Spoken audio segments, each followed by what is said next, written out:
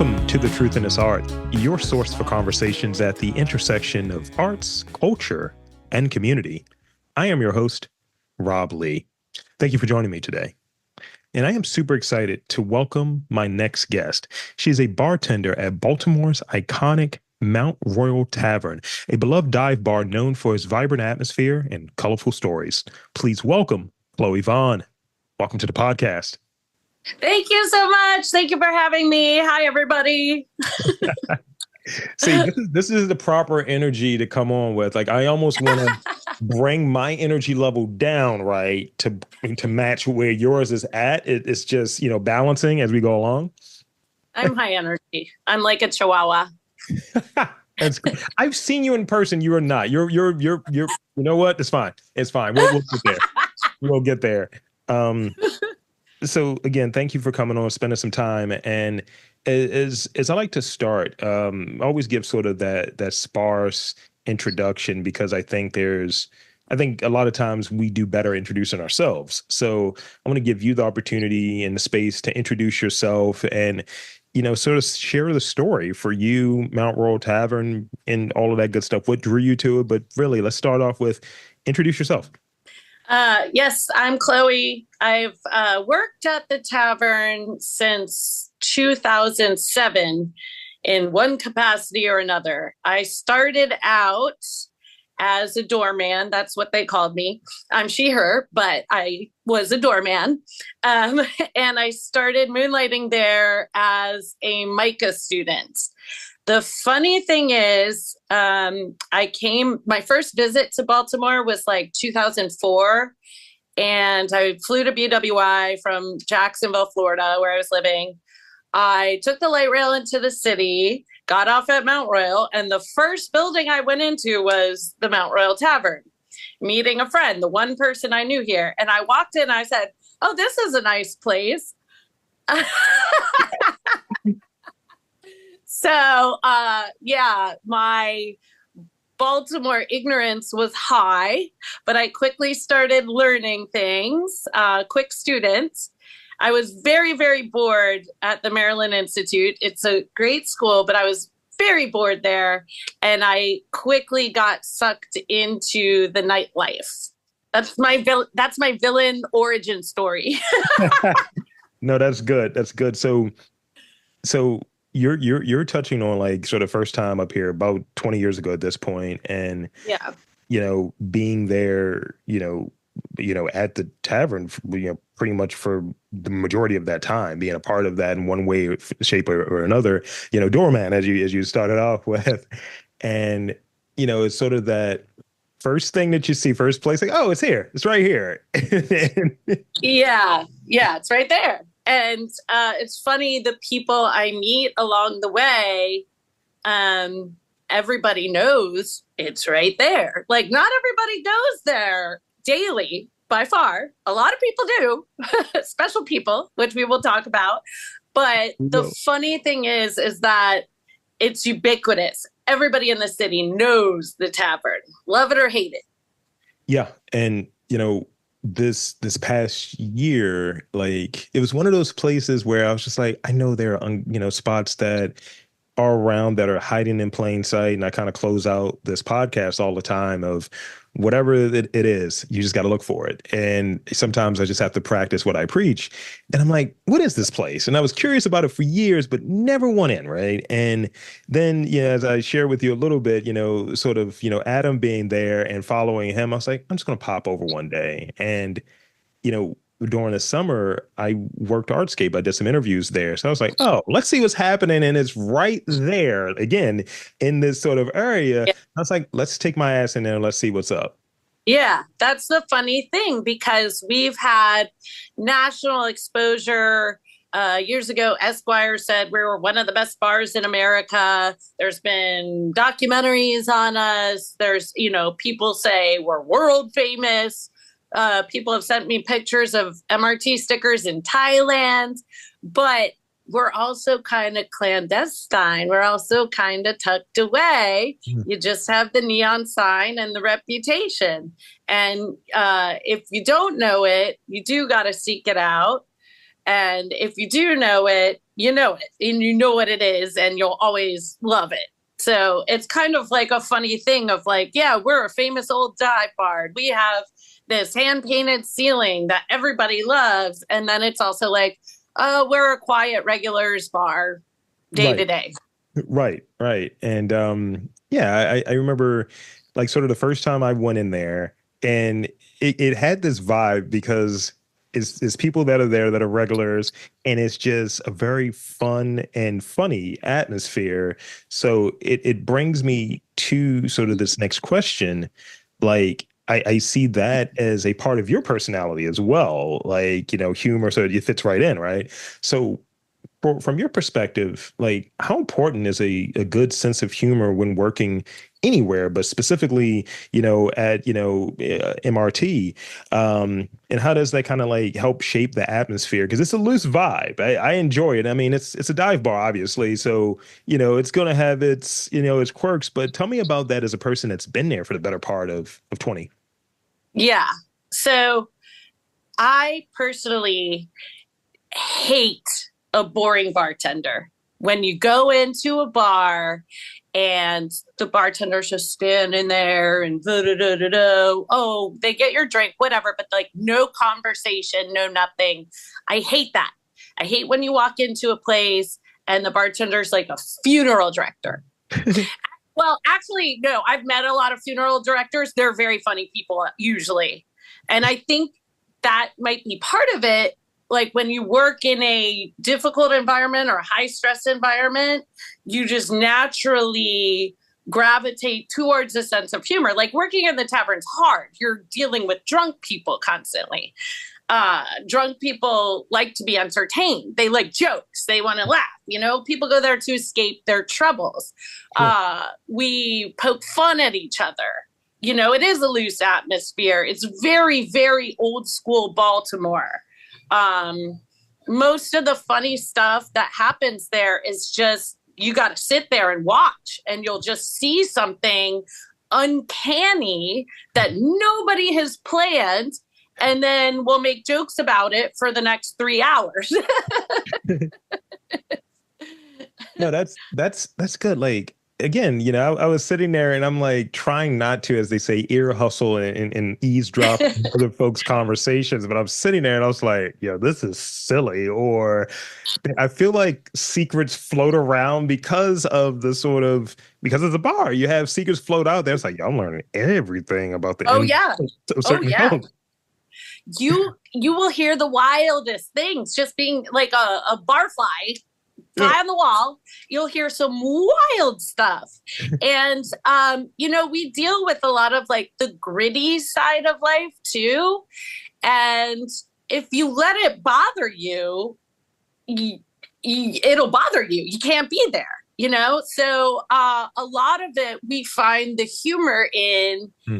even the uglier aspects of the tavern life. It's like we deal with the inner city problems, addiction, drinking, all kinds of stuff. And people really do go there to kind of like indulge Yeah. and not be judged or bothered. And the way to handle that is to have like a healthy sense of humor. And also, if I didn't laugh at everything, I think my blood pressure would be like medically unsafe. That's good. That's good. That's a good point. And in the times that I've gone there before I move into this next question, the times that I've gone there and sort of I guess the post conversation, I'll talk to folks. I'm like, yo, have you been there? You should go. Why aren't you going? Why aren't we going now? And I've just had a great time each time that I was there. Granted, it's for a short period of time, from the sort of middle of the day, middle of the week. And I was like, yo, I need this. And it makes the Yeah. rest of the week go by so smooth because there is, I felt like initially I've been to dive bars in other places, maybe the first place I've gone to in another city, maybe. Yes. Yeah. And just the outsider vibe is there. Whereas, the times I've gone to, Mount Royal Tavern, it's been like, oh, okay, cool. Yeah, just get cop a seat, chat it up. We bring everybody right into the family. That's what it felt like. I didn't know. I was like, yeah, that's what it felt like. I was like, oh, yeah, I'm gonna be the weird podcast cousin. I got a microphone on me. People have to prove themselves uh unworthy, and it's very hard to do that, to like not be right into the mix. Like we are just like ready for people to come on in and like experience it and have fun. Yeah. So you touched on like, sort of the ceiling is, and there are certain things when it comes to the distinct atmosphere, the decor and the design, the jukebox, handwritten tabs. How do you see like sort of that contributing, the aesthetic and all contributing to that atmosphere? You touched on the old school Baltimore component there, which absolutely, you put a really fine point on it. But how does that like, yeah, that aesthetic appeal to like being sort of in my head the ultimate dive bar and bringing in such a diverse crowd of folks? The best way I've ever heard it described is that you walk in and it's like walking into your grandmother's house, because everything is there the same way it always is. There's some stuff that might be junk that's been there for years.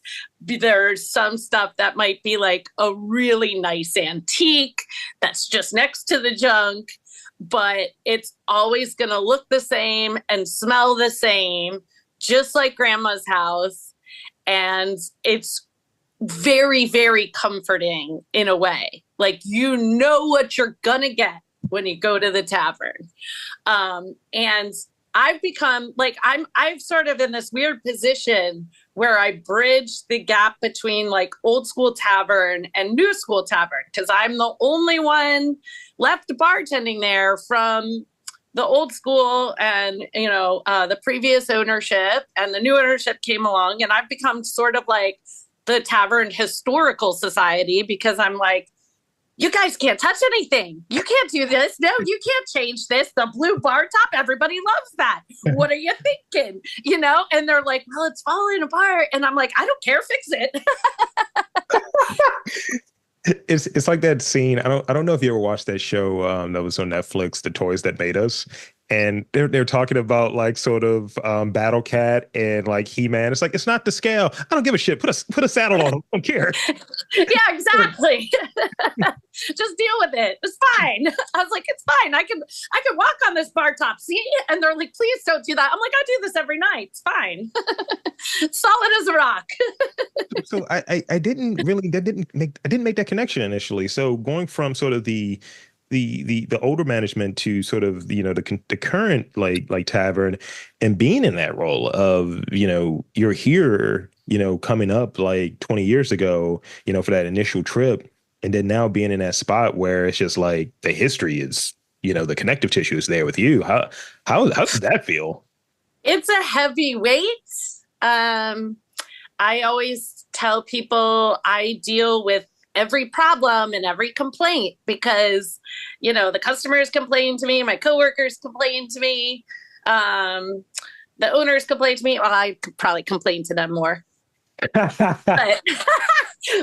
I have to carry this weight, and then people come in and they say, oh, well, thank God you're here, Chloe, because I don't want to be here if you're not here. And I'm just like, well, sometimes I'm not here. I don't live here, and it's also a hard process of like kind of getting new people to feel comfortable as well with like the tavern regulars and like the eclectic, eccentric vibe. And some people are very confused and put off of like why we deal with the crazy man who sits in the back and yells at everybody. And it's like, oh, we deal with him because he's been coming here for 40 years, and Right. he used to be a Baltimore City school teacher, and we love him, and we don't care if he's crazy, like Right. he's a great guy.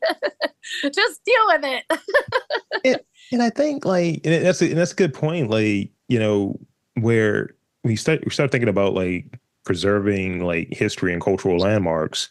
That's one of those things. Like, you know, I think where the tavern is situated within walking distance of all these different, areas, and we'll talk about that a little bit later, all these different like landmarks.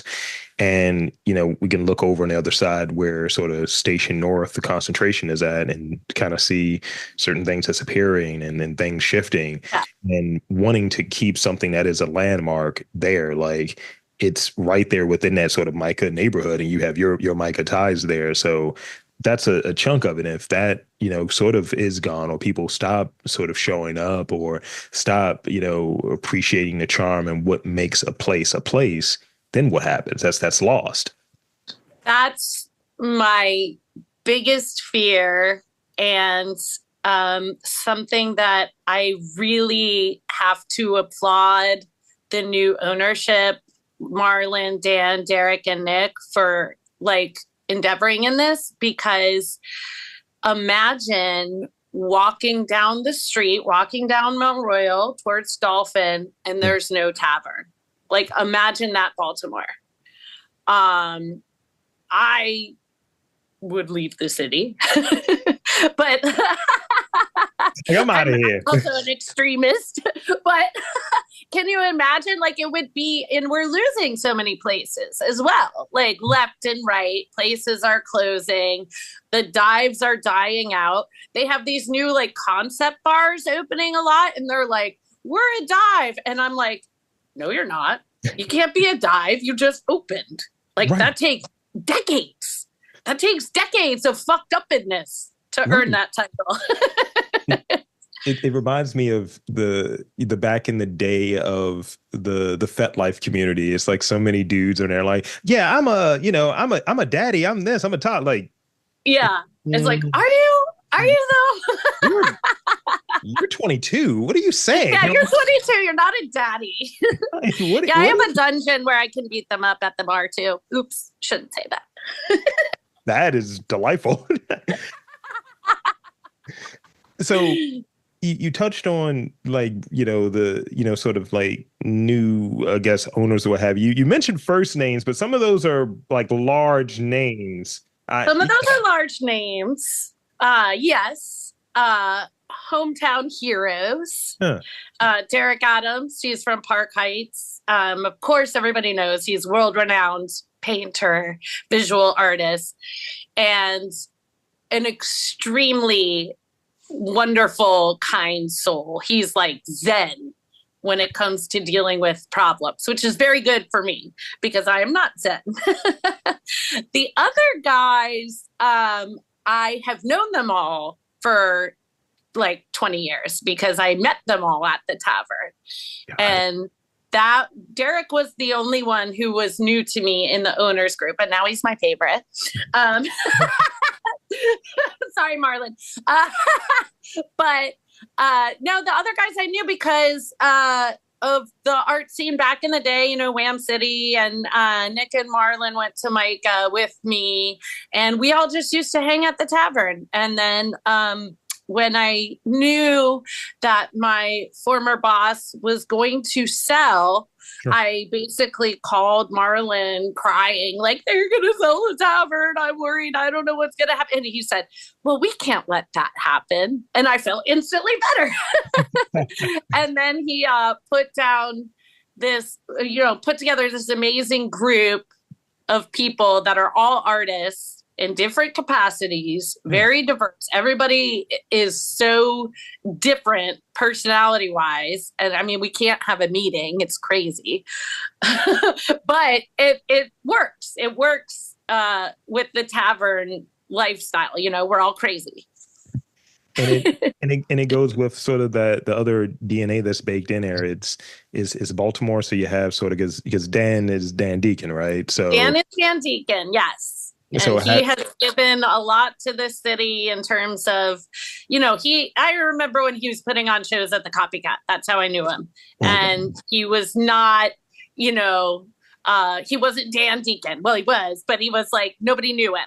And we would just go party at his place, and humble beginnings. And he really fed the music scene here for a long, long time. And now he's doing soundtracks and stuff. It's really cool, and I'm thankful he's able to, dedicate time to this project because it takes a lot, it takes a village. 100%. And I love that when those, sort of opportunities come together where, I did an interview a couple months back for one of the like sort of club music like landmarks, and it was I was talking with Ducky Dynamo, and we were discussing like sort of, saving. I think it was Gatsby's, or it may have been one of those. Yeah, and Yeah. just it hit for me because of what I touched on earlier. There are places that are closing left and right, and I think Yeah. sure, have a mixed use place, but put that somewhere else. Don't start taking these landmarks. Actually, invest in them, keep them around, because you start Yeah. moving the culture of a place and seeing that folks who have gone on to be very successful and have a lot of notoriety and doing really big things are like, yeah, we got to keep this. We got to keep this around. Yeah. How can we keep it around? Yeah. Yeah. Yeah. And the tavern is so unique. And I'm so glad that these guys get that, because we are really the bar for people to go to that probably can't go to other bars. That's a good They way to get put kicked it. out. It's just a byline I'm right being there. honest. And do we really want 100 crazy alcoholics out on the loose in Baltimore? No, we need a home, and that's the tavern. Good. So music is a thing. Like I hear about the jukebox, right? And Yes. anything from Misfits to Tom Waits. Talk a bit about the importance of sort of like music, in the tavern sort of like history. And is there, a song or a series of songs that like pops on and it's like, yeah, this is gonna amp things up real quick. Well, it's so funny because the jukebox is something I probably get the most compliments and complaints about, because some people absolutely love it and some people absolutely hate it. We know it's outdated. There's nothing, I mean, there might be some early 2000s stuff in there now. There's some 90s hip hop, 90s grunge, but that thing has music from the 30s till the early 2000s. And people say all the time, why don't you get a touch tunes? Why don't you get a touch tunes? And I'm like, yeah, but then what would happen? Then you would hear the same music that you can hear in any other bar. And the truth is, there is a lot of things in there that you can't hear anywhere else. There's like custom CDs people who have made that are no longer alive. There's like the tavern has always had an in-house band. Yeah. Charm City Drug Band was one of them. Nice. Very, old Baltimore, crazy, played on trash. Started by some of the old bartenders who are no longer there. Probably, I would say the most tavern song that's in the jukebox is called Sally's Garden. And it was written by Eric Myers and Papa T, Tyrese Dixon. We call him Papa T. And it's about the little memorial garden right next door to the tavern. And there's some lore about that because people say, oh, Sally was an art student. She died of a heroin overdose and she got the drugs at the tavern. I looked it up one day and Sally had lupus, but the lore exists. We don't know what happened to Sally. I'm not going to pretend to know. And Right. I'm not going to destroy the lore either because something happened to her. But Eric calls me one night, and he passed sadly in 2000, but he worked at the tavern for like 30 years. And he calls me one night and he says, hey, I need you to pick me up. I'm at a payphone in West Baltimore and some kids stole my shoes. But he said, but me and Tyrese wrote a song you're really going to like. He just got out of the mental hospital. It's called Sally's Garden. And that is number 6301 in the jukebox. and it is a favorite of the regulars. And it's the lyric is sitting here in Sally's garden for a moment just to rest my head. And anybody who has gotten day drunk at the tavern can relate to that. Because what do? You walk outside, you're too drunk, you sit in Sally's garden. That's a good point. So I think that's our most like, secret cool song that's on there, and it's nowhere else. You can't hear it anywhere else. We're talking But exclusives. sometimes I think maybe, oh, if I got to touch tunes, yeah, all the younger people would be happier. But then we would hear, Sexy Red over and over. Love her. But it's like, is that going to ruin the vibe? I don't know. It, what that reminds me of, and I think there's something in it because I think people are being more and more aware of this recently, of sort of, I'm a DVD snob, I'm a movie snob, right? And I have a bunch of DVDs. I'm recording in my studio. I have a bunch of DVDs in here, and I'm like, oh, look, director's cuts and deleted scenes and all of this stuff. And Yeah. I hear it from people all the time. Oh, why don't you just like stream it? I was like, they're not getting the director's cut or that other stuff that's there. Sometimes the older version is better. You lose something when Yeah. because like, who's it for? You do lose something. And, I'm not going to age myself, but I, I think we're both from like a media generation when you went out and bought an album and you had the whole package. You could open it and see what's inside. People ask me sometimes, they're like 22 and they're like, how do you work the jukebox? And I'm like, well, it has these things in them called CDs. And it's like they're shocked. But I go over and show them, and I was like, I promise you'll find something you like. Like there's something in there. So after they enjoy their time, figuring out what a CD is and using a CD, and they need to get a ride home, do they use the rotary dial to call a taxi, or how does that work? I called their moms on my little, old red phone. I called their moms to get them. That's good. It's just like everything here is just dead tech. That's just what it is. Yes, like, that's what we like. So in doing my preparation and the research, I see the name Dirt Church come up a lot as it relates to the tavern. Could you explain and enlighten me and the listeners? Because I think it's a cool name, but I don't know what it means. I can't, because I don't know when that happened or who made it up.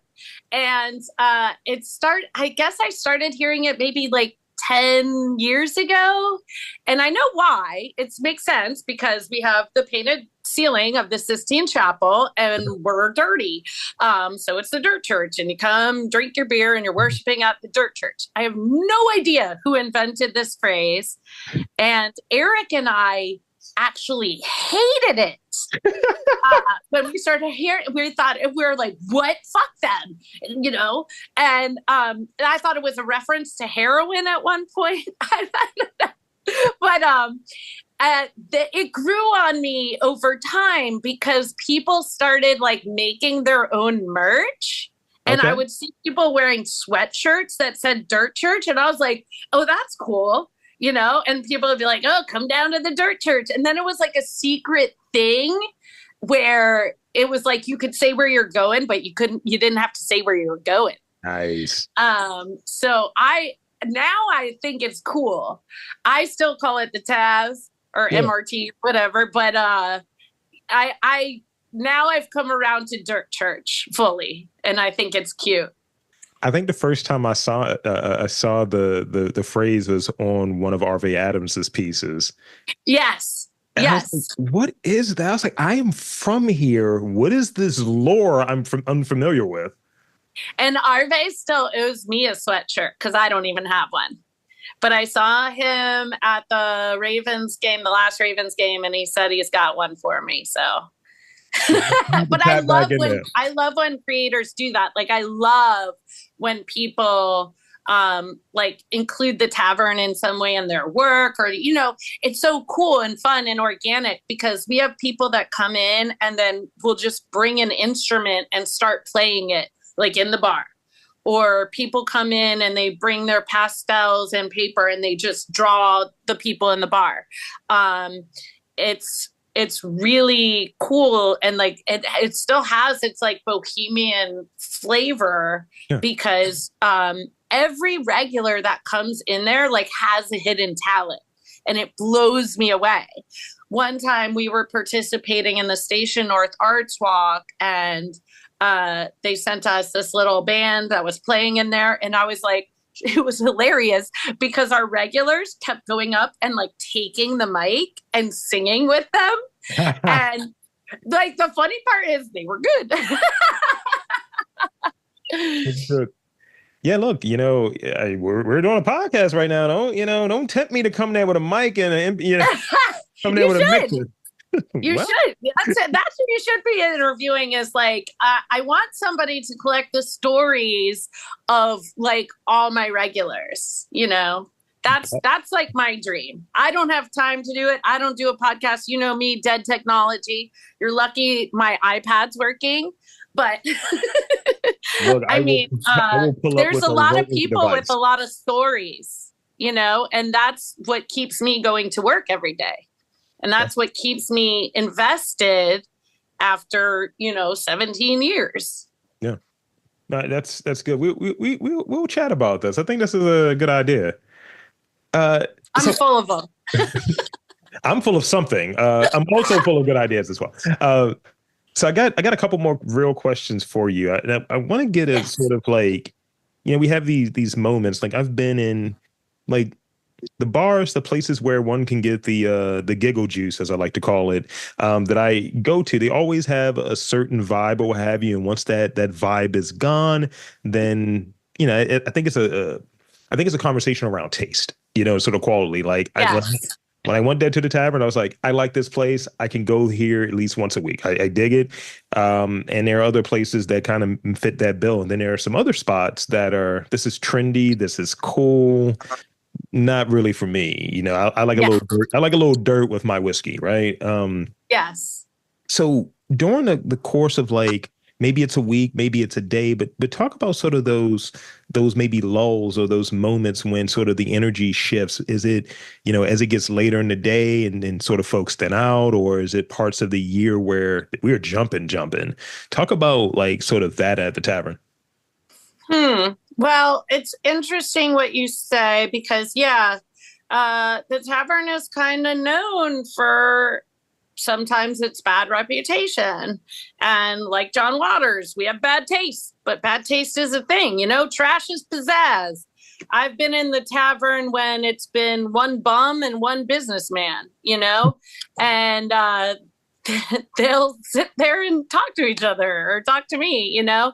Um, this is our time of year when we're extremely busy, football season, and you don't think of the tavern as a football bar, but let me tell you, those Raven games are popping. We get real excited.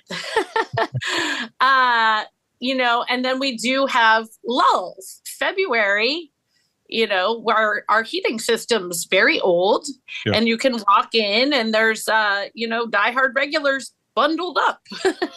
And I'm still wearing a tank top and leggings because I wear that all the time. But we survive these lulls and these, that's the bar business in general. Nobody's busy all the time. Nobody's the most popular forever. Even the most popular gig in town is, how long is that going to last? We survive because we are blessed with a community of regulars who will come every day. And, we treat them like family at the end of the day. And at the end of the day, we maintain the lowest possible prices for us to survive.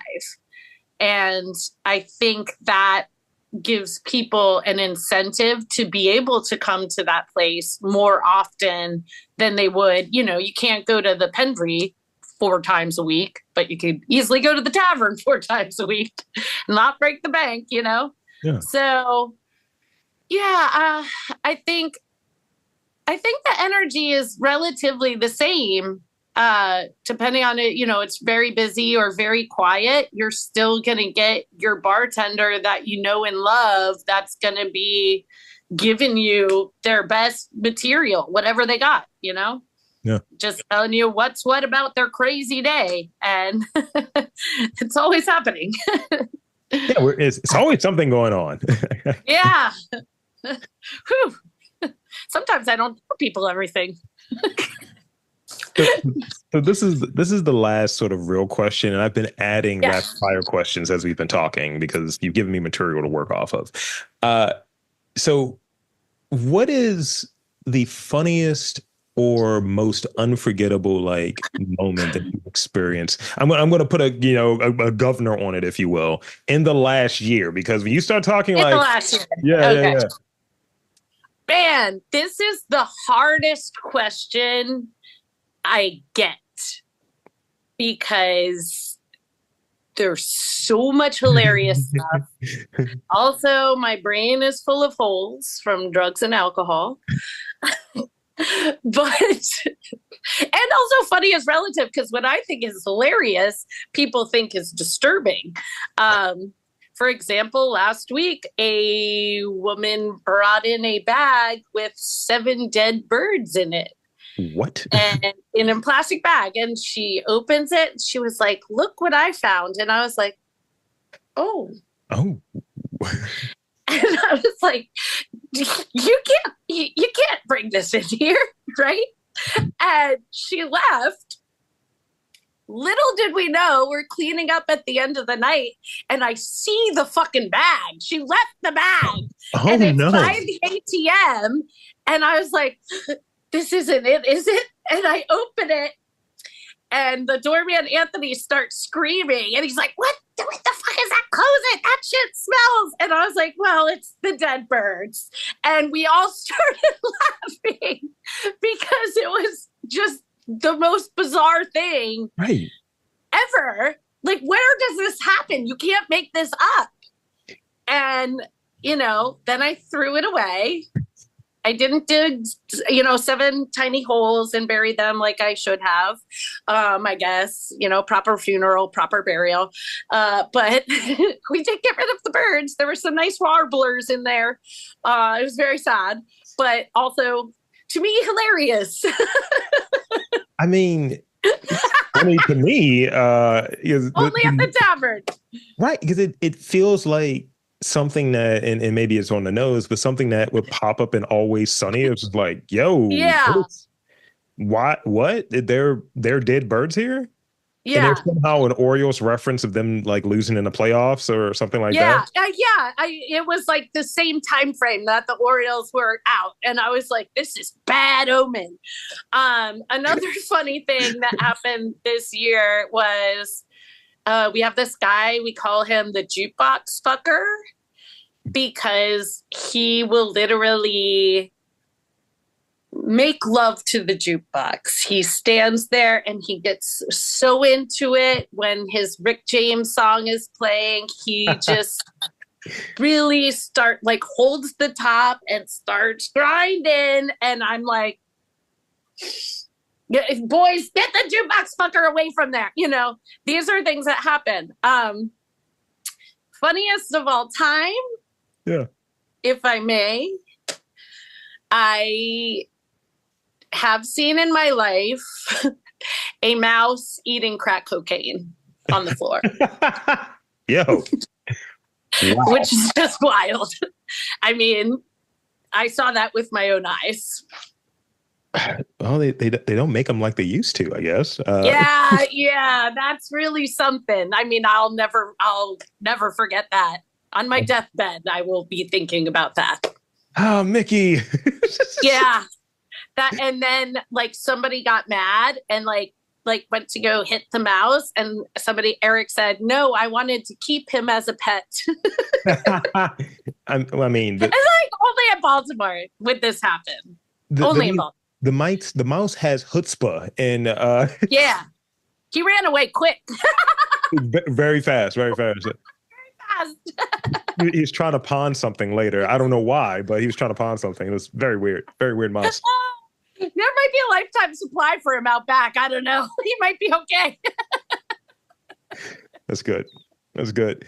So that's kind of it for the real questions. So I want to throw a few rapid fire questions your Okay. way. So as I always tell everyone, do not overthink these. Whatever you think, first thing that pops in your head, that's going to be your answer, what have you. So Yes. I'm going to start off really easy. I have one that's a little longer, but I'm start off really easy. Here's the first one. What is your favorite color? Red. That tracks. Uh, what is a hobby or activity that you do that might surprise people that you work with? Huh. I garden a lot. Oh, well, that is surprising. Nobody, yes. I do have a nurturing side. Well, I mean, you're nurturing the history of the tavern, so here's the next one. So I reached out to you initially on Instagram, and in a podcast that I used to do, which has similar letters to MRT, it's just MTR was my thing. Okay. We had a bit about alligator news. So, if you will, could you tell the listeners who don't know you or aren't following you what your Instagram handle is and the significance of said handle? Yes. I am Gator Whore on Instagram. And the reason why is I love alligators. I'm from Florida, right near the Everglades. My dream was to become an alligator wrestler. Sadly, have not made it yet, but I will. And it can be read a lot of different ways, but I go with it. At this point, I can't change it because everybody, my boss makes fun of me for it, and my sister is a yoga teacher, and so he calls her yoga whore. It's good. It's good. But yeah, I just love alligators. That is my favorite animal. So yeah, Oh, cool. Yeah, they're the I, best. I had this bit because I wanted to talk about how I was working on a treatment for a TV show about nonprofits, and it was going to be set in Baltimore, and I was just like, yeah, we have like a nonprofit that's focused on activism around alligator rights. And the running bit Yes, is there are no alligators in Baltimore, but we're based here. It's just I slagging guarantee off. there's one or two. Right. It's good. I went to a store on Howard Street once, right when I first moved to the city. I lived Howard and Monument, and I would walk around Howard Street. Half of it's full, half of it's empty. Go into all the little stores, meet my neighbors. And one place they had a tank with some caiman in it, Really? and yeah, I was fascinated, and I would go in there and play with them. The guy would just let me, and short-lived though, sadly short-lived. Because a certain point, those came in. At a certain point, there's a problem. Yeah, Then you yeah, are just just like wrestling them. yeah, I like to handle them. Yeah, So I like danger. don't we all? So here's the last one. This is the one that's a little bit longer. So the tavern is near MICA. Obviously, I look at it as kind of like, kind of a MICA bar, not a MICA bar, kind of a MICA bar. University of Baltimore and multiple like arts and culture related landmarks. Like that cluster is just it has to be like creative folks that are always popping over there. So with that in mind, if someone's visiting, right? Obviously, they're going to go to the tavern. They have to get the real experience. But what are three must-do things in Baltimore that you would, suggest a visitor do? They're coming to visit. They're here for a weekend. They're going to check out the tavern. What else should they also check out? Yeah, well, I tell them all 3 bars. Okay. But I tell everybody that comes in from town, I tell them, yep, go to us, go to Club Charles, go to Auto Bar. That's what I tell people to do. Maybe I should tell them, oh, yeah, go down to the BMA. It's free. Da, da, da. No, I like to have fun. I tell people what I do. And what I do is go to Autobar and go Charles. So I tell them that.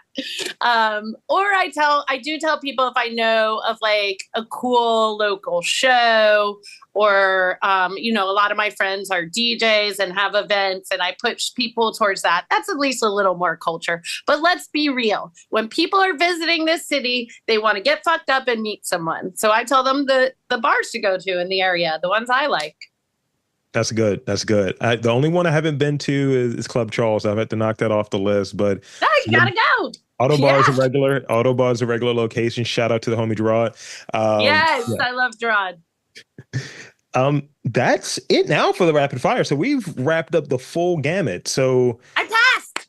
You passed. You're off the hot seat. You didn't melt. You like danger, but you didn't melt. So as we wrap up here, there are two things I want to do before we close out. One, I want to thank you for spending some time with me. This has been a treat. And thank you.